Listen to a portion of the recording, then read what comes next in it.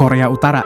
Ini negara emang unik banget. Kadang kita taunya ini negara nggak bisa diakses, tapi kadang banyak orang upload tentang kehidupan di sana melalui sosial media. Kita selalu dengar kalau negara ini tuh miskin karena kena embargo di mana-mana. Padahal kalau kita nyetir sekitar 3 jam dari Pyongyang, ibu kotanya Korea Utara, ada nih tempat yang bisa dibilang resort ski yang namanya Masik Pass. Di sana ada 11 lintasan ski, 4 lift, sama tempat nyewa alat-alat. Hotel mewahnya ada 120 kamar, lengkap banget, dan ada kolam renang, sauna, bar, sampai ruang karaoke. Mobil saljunya diimpor dari Cina, kursi gantung dari Austria, soalnya perusahaan Swiss nggak mau jual, dan Korea Utara langsung baper bilang itu pelanggaran HAM berat. Lucunya, resort ini punya rating 4,5 di TripAdvisor dari turis-turis beneran yang puas banget. Kebanyakan pengunjung sih orang lokal Korea Utara sendiri. Padahal selama ini kita ngelihat negaranya kayak negara miskin yang nggak maju-maju. Tapi kata para pembelot yang kabur, ternyata sekarang Pyongyang udah beda. Kafe-kafenya rame, orang baca pakai tablet, anak muda nelpon, dan beberapa bahkan bawa BMW atau Mercy. Nah, biar ngerti siapa sebenarnya yang ngatur di sana dan kayak apa sih hidup sehari-hari di Korea Utara, kita harus ngelihat gimana caranya negara itu dan rakyatnya cari duit. Kalau ngomongin Korea Utara, pasti yang keinget itu nuklir, potongan rambut aneh, sama gedung kosong. Tiap kali Kim Jong-un ngambek, dia bakal ribut ke seluruh dunia. Dia bakal mulai ngehina negara lain, ngancem, terus luncurin rudal. Biasanya sih ujung-ujungnya Amerika nyerah juga, terus kasih bantuan makanan atau longgarin sanksi biar situasi adem lagi. Setelah itu, Kim dan gengnya mendadak berubah dari diktator sadis jadi diplomat yang ramah, tenang, dan tetap nyentrik gaya passionnya. Dan yap, bener aja, 6 bulan, 12 bulan, atau 18 bulan kemudian semuanya kejadian lagi. Walaupun media cuman fokus ke hobi Kim yang main-main sama senjata nuklirnya, sebenarnya itu cuma salah satu dari banyak cara yang dipakai rezim Korea Utara buat satu tujuan utama mereka, tetap eksis di dunia ini. Masalah utama yang mereka hadapi itu gini, mereka nggak bisa benar-benar ninggalin nuklir karena itu satu-satunya kartu as mereka. Tapi di sisi lain mereka juga nggak bakal bisa makmur kalau terus-terusan diembargo dan dijauhin dunia karena hobinya ngancem negara lain. Jadilah dari generasi ke generasi, keluarga Kim ini master of tawar-menawar. Tujuannya buat dapetin bantuan secukupnya biar negara nggak ambruk, tapi tetap bisa pegang nuklir sebagai alat tawar utama. Cerdas tapi licik.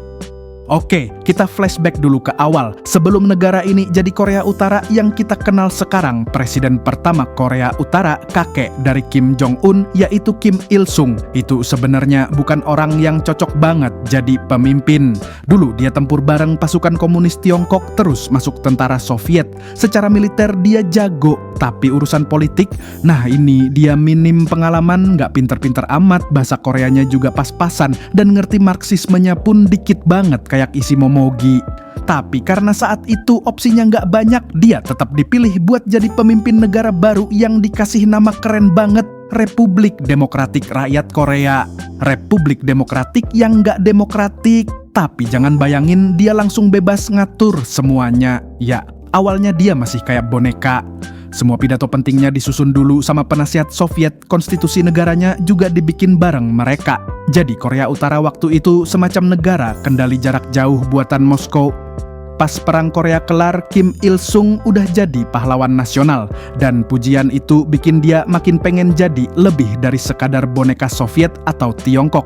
Dia mulai punya ambisi nasionalisme yang gede banget dan pengen nunjukin kalau negaranya bisa berdiri sendiri. Gimana caranya? Ya, dia mulai singkirin pejabat-pejabat Soviet satu persatu. Terus selama beberapa dekade, Korea Utara sengaja bikin dirinya nanggung di tengah-tengah, nggak full ke Soviet, tapi juga nggak full ke Tiongkok.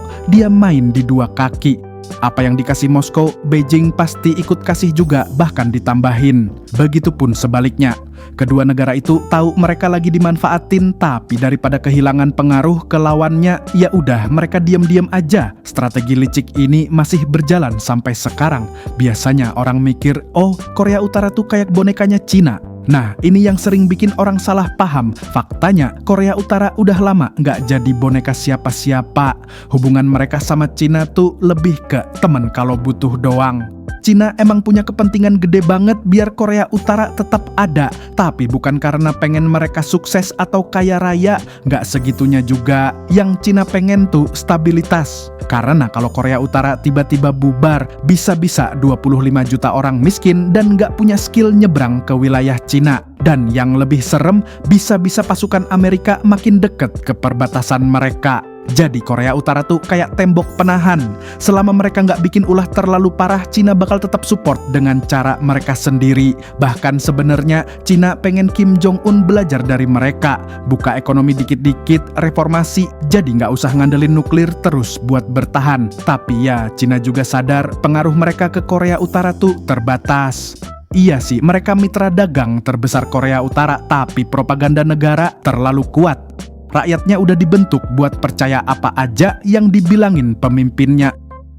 Secara teori, Beijing bisa hancurin Korea Utara kapan aja, mau secara militer atau ekonomi. Tapi mereka nggak punya kemampuan buat main halus kayak nyetir arah politiknya. Dan karena Cina paling anti sama yang namanya kekacauan, mereka nggak bakal ambil risiko besar sekarang. Contoh, waktu Kim Jong-un ketemu Xi Jinping tahun 2018, dia duduk manis catat semua yang dibilang.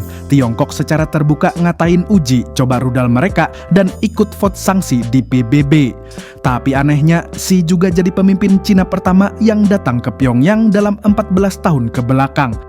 Korea Utara juga ngerti banget pentingnya punya teman sekalipun cuman teman saat butuh. Karena mereka pernah ngerasain gimana rasanya ditinggal. Tahun 1991 Uni Soviet bubar. Boom. Lu kok hilang? Lu sih meleng aja. Hilang deh salah satu pendukung terbesar mereka. Dan gara-gara itu Korea Utara masuk masa kelaparan parah banget yang ngebunuh antara 200.000 sampai 3 juta orang. Sebelumnya, Korea Utara punya sistem distribusi makanan nasional namanya PDS atau Public Distribution System. Jadi petani kasih semua hasil panen ke negara, terus negara yang bagiin ke rakyat. Di tahun 50-an sampai 70-an sistem ini masih berjalan oke. Bahkan kota-kota kecil di perbatasan Tiongkok sampai iri. Tapi masuk tahun 80-an dan 90-an semuanya anjlok. Tahun 1994 rakyat masih dapat jatah 450 gram makanan sehari. Tapi di tahun 1997 jatahnya cuma tinggal 128 gram. Itu bahkan gak cukup buat anak kecil. Lama-lama cuma 6% penduduk yang dapat makanan dari negara.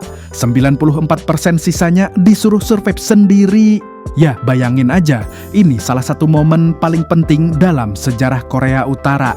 Karena sejak saat itu, sistem distribusi makanan nggak pernah pulih total, rakyat disuruh bertahan sendiri, cari cara hidup sendiri. Secara resmi, Korea Utara itu anti banget sama kapitalisme. Gak ada yang namanya properti pribadi atau jual beli bebas. Semua harus milik negara, semua harus dikontrol negara. Tapi kenyataannya, kapitalisme merajalela di mana-mana. Mulai dari rakyat kecil yang cari makan sampai pejabat tinggi yang pengen hidup enak, semuanya main bisnis gelap alias sektor informal. Setiap orang di Korea Utara tuh sebenarnya dapat kerjaan resmi dari pemerintah. Tapi survei di tahun 2010 ke para pembelot mengatakan bahwa 62% dari mereka ternyata kerja di pasar gelap. Itu artinya hampir semua orang punya side hustle atau pekerjaan sampingan demi bisa hidup. Dan lucunya, banyak cewek di Korea Utara justru lebih kaya daripada suaminya. Soalnya ada sistem yang ngebolehin istri buat daftar sebagai ibu rumah tangga penuh waktu biar nggak kerja formal. Tapi itu malah jadi peluang emas buat mereka bikin bisnis sendiri.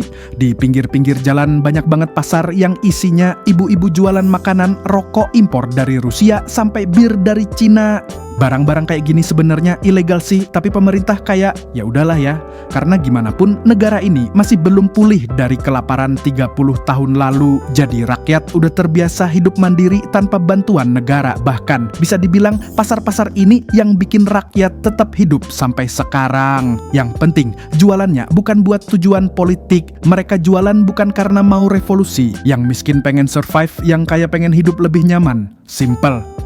Pemerintah pun main aman, kadang pasar liar dibiarin aja, kadang dilarang. Bahkan ada aturan unik yang namanya Aturan 3 Agustus, yaitu rakyat bisa bayar biaya tertentu biar bebas dari kerjaan resmi dan bisa fokus dagang. Jadi, alih-alih ditangkep, rakyat malah dibolehin bisnis asal setor ke negara. Tapi tetap aja negara nggak segampang itu ngelepas kontrol. Tahun 2009 pemerintah nyuruh rakyat nukerin uang lama dengan batas maksimal 100.000 won per orang. Akibatnya, banyak keluarga kehilangan tabungan hidup mereka dan itu bikin protes. Itu mungkin salah satu momen paling langka di Korea Utara, rakyat protes secara terang-terangan. Sejak saat itu, banyak orang nggak percaya lagi sama mata uang Korea Utara. Sekarang, kebanyakan transaksi di pasar gelap pakai yuan Cina, bahkan kadang juga dolar Amerika Serikat. Dan bukan cuma rakyat biasa yang main kapitalis. Lembaga-lembaga pemerintahan juga disuruh cari duit sendiri. Banyak dari mereka nggak dikasih dana negara, jadi mereka kudu muter otak, buka bisnis sendiri, sewa orang. Bahkan ada yang pakai tentara sebagai kuli usaha. Siapa yang pinter nyogok dan main cerdas bisa jadi orang kaya banget. Kaya yang beneran kaya. Mobil mewah? Ada. Punya HP? Jelas. Makan makanan barat di restoran Pyongyang? Biasa. Makanya Pyongyang kadang disebut Dubai-nya Korea Utara. Nah, dari situ kelihatan banget dua dunia yang kontras di Korea Utara. Satu sisi, Korea Utara yang penuh gedung tinggi, lampu terang, turis disambut senyum, propaganda everywhere. Tapi cuma beberapa menit dari situ ada sisi lain. Ladang luas, rumah gelap gulita karena nggak ada listrik, rakyat jualan buat makan sehari-hari. Di satu sisi kita bisa lihat tugu besar sosialisme, di sisi lain cuma beberapa blok ada toko-toko kecil yang jual baju branded barat. Kenapa Korea Utara masih bisa berdiri tegak sampai hari ini? Orang-orang udah bertahun-tahun nebak kapan nih Korea Utara ambruk. Dari zaman Kim Jong-il meninggal sampai Kim Jong-un naik tahta yang waktu itu masih muda dan dianggap cupu, semua mikir, udah deh bentar lagi juga hancur. Tapi nyatanya enggak, mereka masih eksis, makin nekat, makin pede. Bahkan sekarang senjata nuklir mereka makin canggih dan Kim Jong-un makin kelihatan enjoy jadi bad boy dunia. Jadi pertanyaannya, kok bisa sih Korea Utara masih bertahan sampai sekarang? Jawabannya, karena mereka jenius. Dalam hal bertahan, Korea Utara ibaratnya kayak orang yang udah hidup di jurang selama puluhan tahun, jadi udah tahu banget cara nggak jatuh. Mereka belajar bertahan dari kelaparan, dari sanksi internasional, dari kehilangan sekutu, bahkan dari teknologi yang dibatasi. Mereka tahu persis cara mainin narasi. Kita dikepung musuh, jadi kita harus bersatu. Lihat, negara kita kuat, kita punya nuklir. Rakyat susah, itu gara-gara Amerika, bukan pemerintah. Dan sistem mereka tuh anti-fragile, bukan berarti kuat, tapi justru karena mereka udah biasa dihantam dari segala arah, jadi sekarang makin tahan banting. Ditambah lagi fakta bahwa mereka ngontrol semua informasi dari TV, radio, sampai internet. Terus soal ekonomi, meskipun dibilang hancur, sebenarnya mereka tuh udah belajar adaptasi. Negara ini kayak toko online ilegal yang tahu cara ngatur logistik rahasia. Ada pasar bawah tanah, ada koneksi rahasia ke Tiongkok, ada orang dalam yang bisa diajak kerja sama. Dan meskipun rakyatnya banyak yang susah, mereka nggak cukup susah buat memberontak dan nggak cukup bebas buat berorganisasi. Sistem kontrolnya kejam, tapi itu justru yang bikin Korea Utara tetap berdiri. Dan yang paling penting, Kim Jong-un tahu cara mainin persepsi dunia. Kadang dia muncul kayak monster, ngetes rudal, ngancem Amerika. Kadang dia muncul kayak anak kecil manja, ngajak damai, minta bantuan pangan. Kadang dia bahkan diam aja, ngebiarin semua orang nebak-nebak. Dia ngerti banget gimana caranya bikin dunia peduli, tapi juga takut. Jadi apa masa depan Korea Utara? Wah, ini susah banget diprediksi. Tapi ada beberapa kemungkinan. Satu, status quo terus jalan. Korea Utara bakal tetap kayak sekarang. Terlihat miskin tapi punya senjata, terisolasi tapi tetap survive, ditakuti tapi nggak disukai. Kedua, perubahan pelan-pelan dari dalam, rakyat makin melek, pasar gelap makin gede, pejabat makin korup, sampai akhirnya ada celah buat reformasi. 3. Krisis besar dan chaos. Bisa karena ekonomi, karena suksesi pemimpin, atau karena perang. Tapi ini kemungkinan kecil banget karena Kim Jong-un udah belajar dari kesalahan masa lalu. Yang jelas Korea Utara bukan negara biasa, ini negara yang udah terlalu jauh buat mundur. Negara yang udah rela nyiksa rakyat sendiri demi mempertahankan kekuasaan segelintir orang. Tapi juga negara yang rakyatnya punya daya tahan luar biasa. Mereka bukan cuma korban propaganda, tapi juga pahlawan sunyi yang terus hidup di tengah tekanan luar biasa. Dunia mungkin melihat Korea Utara sebagai negara aneh, tapi kalau kita lihat lebih dalam, ini bukan sekadar kisah tentang diktator, propaganda, dan nuklir. Ini juga kisah tentang survival, tentang manusia yang berjuang di tengah kebohongan dan kekejaman. Tentang negara yang jadi simbol pertarungan ideologi abad ke-20, tapi somehow masih eksis sampai abad 21. Dan itu semua cuman bisa dijelaskan dengan satu kata, gokil.